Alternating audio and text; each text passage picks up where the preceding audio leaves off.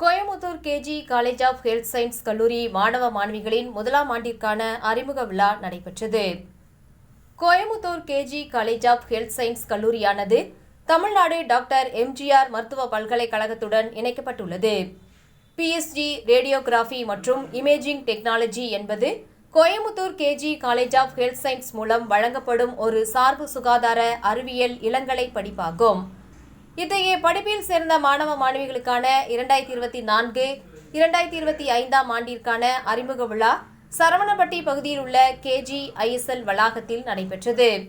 KG மருத்துவமனையின் தலைவர் doctor Bakthavachalam மற்றும் கேஜி ஐஎஸ்எல் நிர்வாக அரங்காவலர் அசோக் பக்தவாச்சலம் ஆகியோர் தலைமையில் நடைபெற்ற விழாவில் சிறப்பு விருந்தினராக முன்னாள் காவல் கண்காணிப்பாளர் கலியமூர்த்தி சிறப்பு விருந்தினராக கலந்து கொண்டார்.